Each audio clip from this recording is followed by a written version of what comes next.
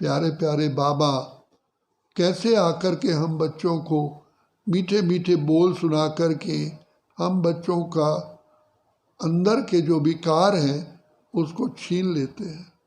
जैसे सपेरा बीन बजाता है, भिन्न भिन्न प्रकार से बीन बजाते हुए सर्प के विष को निकाल देता है।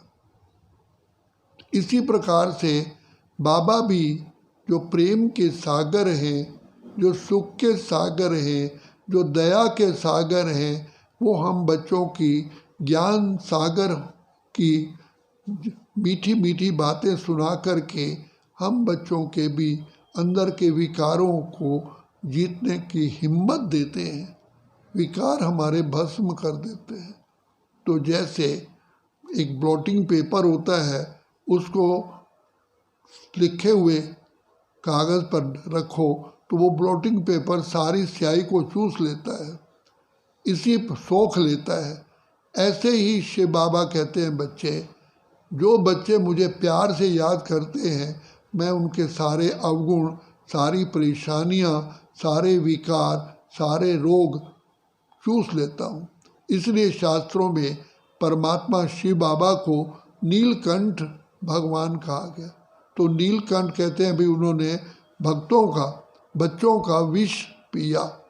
तो बाबा कहते हैं बच्चे, मैं तुम्हारे विकारों को भस्म करने का मार्ग बताता हूँ। मुझे बुलाते ही हैं कि हे बाबा आप आओ, इस पतित विकारी भ्रष्टाचारी दुनिया से हमको छुड़ाओ। इस समय पर चारों तरफ हम आत्माएं विकारों में की जंजीरों में बंधी हुई हैं। कोई छुड़ाने का मार्ग हमें किसी ने बताया ही नहीं। चारों तरफ लगाए फेरे फिर भी हरदम दूर रहे।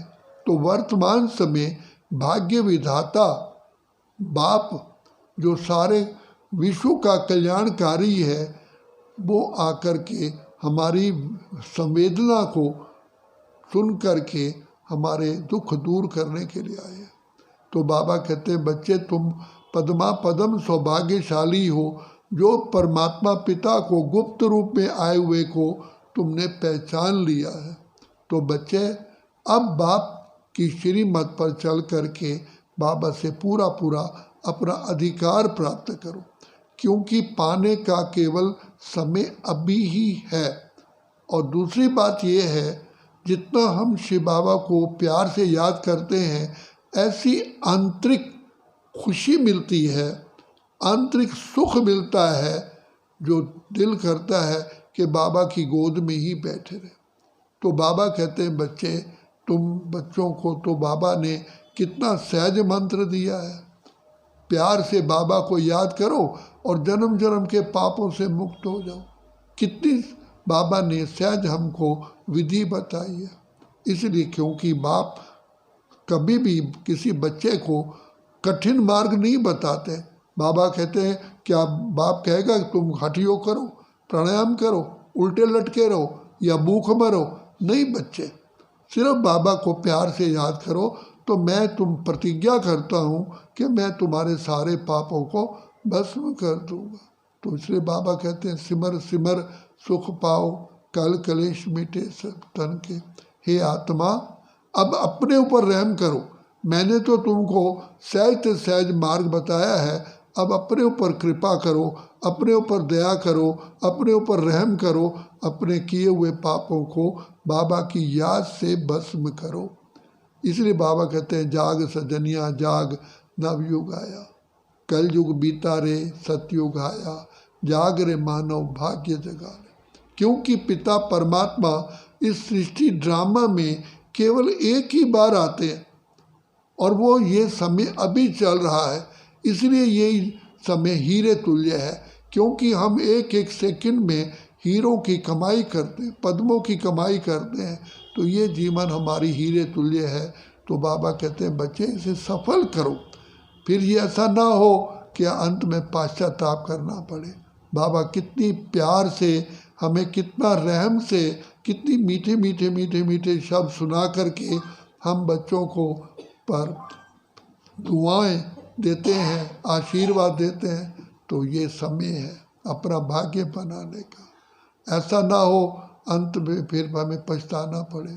तो बाबा कहते हैं बच्चे फिर पश्चाताप करने से कुछ भी नहीं होगा, क्योंकि समय तो बीत गया। तो इसलिए भाग्य को, अपने आप को ऊंच से ऊंच भाग्यशाली समझ करके भाग्य बनाओ और स्वदर्शन चक्र फिराओ, क्योंकि तुम आत्मा कितनी महान थी और कितनी महान अब बाबा बनाने आया है। और पढ़ाने वाला कौन है, इसलिए बाबा बार बार पूछते हैं बच्चे जानते हो कौन तुम्हें पढ़ा रहा है, कौन बैठा है तुम्हारे सामने। ज्ञान के सागर, प्रेम सुख शांति के सागर पिता परमात्मा बैठे हैं। कोई गुरु गोसाई या संत महात्मा या विद्वान आचार्य नहीं है, स्वयं ईश्वर तुम्हारी दुखों को दूर करने के लिए आए। तो इसलिए इसका लाभ उठाओ। तो सभी कहते हैं ले लो दुआएं माँ बाप की, सर से उतरेगी गठड़ी पाप की। तो यही समय है, जागो और जगाओ, जागते रहो। अच्छा, ओम शांति।